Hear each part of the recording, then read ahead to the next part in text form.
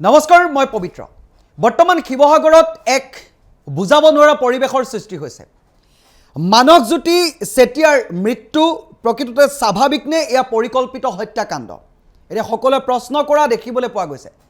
বীৰ লাচিত সেনাই সহজভাৱে মানি লোৱা নাই এই কথা বানাকান্ত বা দুৰ্দশাগ্ৰস্ত ৰাইজৰ ক্ষেত্ৰতেই হওক বা অসহায়জনৰ ক্ষেত্ৰতেই হওক মানৱজ্যোতি চেতিয়াই অহুপুৰুষাৰ্থ কৰিছিল সেই মানুহখিনিৰ বাবে কাম কৰিছিল আৰু অসহায় এজন বৃদ্ধক নিজৰ প্ৰাপ্যৰ মাটিডৰা দিয়াই কাল হ'ল নেকি মানৱজ্যোতি চেতিয়াৰ এতিয়া এই স্বাভাৱিক মৃত্যুনে এয়া পৰিকল্পিত হত্যাকাণ্ড তাক লৈ এটা প্ৰতিবাদ হৈছে বীৰ লাচিত সেনাৰ ফালৰ পৰা কোনো কাৰণতে মানি নলয় আৰু আজিৰ দিনটোত মন্ত্ৰী বিমল বৰাই ঘোষণা কৰিছে দণ্ডাধীশ পৰ্যায়ৰ এক তদন্ত হ'ব বুলি এই মুহূৰ্তত জনাইছে গুৰুত্বপূৰ্ণ খবৰ শিৱসাগৰত মানৱজ্যোতি চেতিয়াৰ এই মৃত্যুক লৈ বৰ্তমান সময়ত এয়া স্বাভাৱিক মৃত্যু নহয় হত্যাকাণ্ড বুলি দাবী তুলিছে বীৰ লাচিত সেনাই আৰু দণ্ডাধীশ পৰ্যায়ৰ বৰ্তমান সময়ত তদন্তৰ আহ্বান জনাইছে মুহূৰ্তত এই খবৰ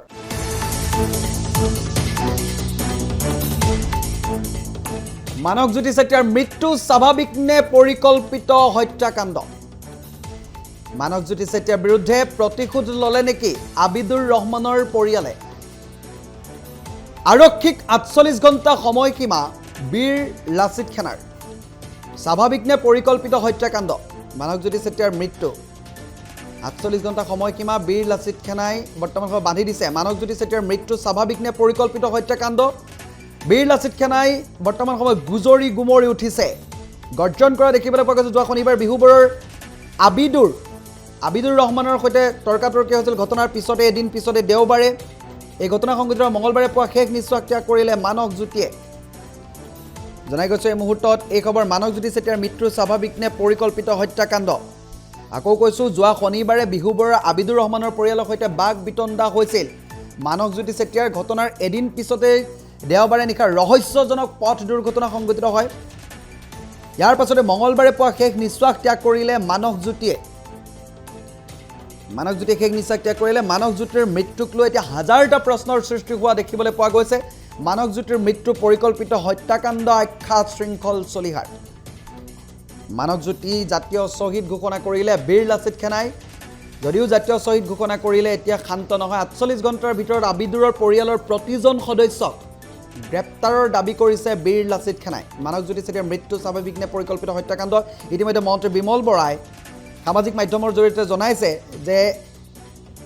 দণ্ডাধীশ পৰ্যায়ৰ তদন্তৰ বৰ্তমান সময় ঘোষণা কৰিছে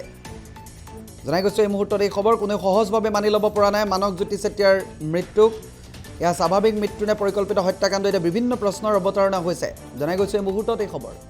নহয় দুৰ্ঘটনা নহয় এইটো পৰিকল্পিত হত্যাকাণ্ড আৰু আমি যাৰ বিৰুদ্ধে এজাহাৰ দিছোঁ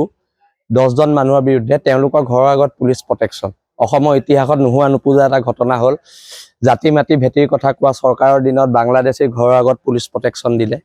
আৰু যিটো ল'ৰা ঢুকালে তেওঁৰ ঘৰত এজনো পুলিচ নাই আৰু আমি এজন ল'ৰাৰ কথা কৈছোঁ মুজাম্মিল বুলি তেখেতক থানাই মাতি নি কৈছে কিয় তুমি এইখিনি পোষ্ট লিখিছিলা সি কৈছে নাই লিখা তাক এৰি দিছে তেওঁলোকৰ কথা নাই লিখা বুলি কৈছে এৰি দিছে ক'ৰবাত নহয় ক'ৰবাততো মিলা প্ৰীতি বাংলাদেশী প্ৰীতি এটা চলিছে আৰু এইকেইদিনৰ বানপানীৰ অচিলালৈ ৭,০০০ বাংলাদেশী বিহুবৰ চন্তকত সোমাল এতিয়া সেই বাংলাদেশীখিনি তাত বুলডেজাৰ কেতিয়া চলিব সেইটোক লৈ আমাৰ প্ৰশ্ন আছে এতিয়া এইখিনি কৰিব লাগিব ইতিমধ্যে এগৰাকী শ্ৰদ্ধাৰ সাংবাদিক তেখেতেও মোক বহুতো তথ্য দিছে আৰু এই তথ্যবোৰৰ ভিত্তিত কিন্তু এখন যুদ্ধ হ'ব আৰু হিমন্ত বিশ্ব শৰ্মা চৰকাৰক কৈ দিওঁ যে বাংলাদেশী পিতা আৰু খেদাটো আমাৰ জাতীয় দায়িত্বৰ ভিতৰত পৰে আৰু আমি আমাৰ জাতীয় দায়িত্ব নিষ্ঠাৰে পালন কৰিম আৰু অনাগত দিনত উজনি অসমৰ পৰা এই সন্দেহযুক্ত মানুহখিনিক খেদোৱা হ'ব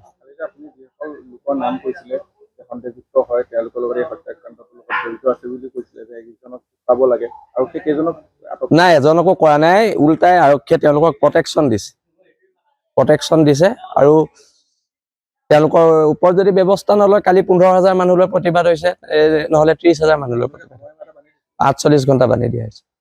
আৰু আমি বিমল বৰাকো ধন্যবাদ দিছোঁ তেখেতৰ লগত ফোনযোগে কথা বতৰা হৈছে আৰু অতি শীঘ্ৰে গ্ৰেপ্তাৰ কৰিবলৈ দাবী জনাইছোঁ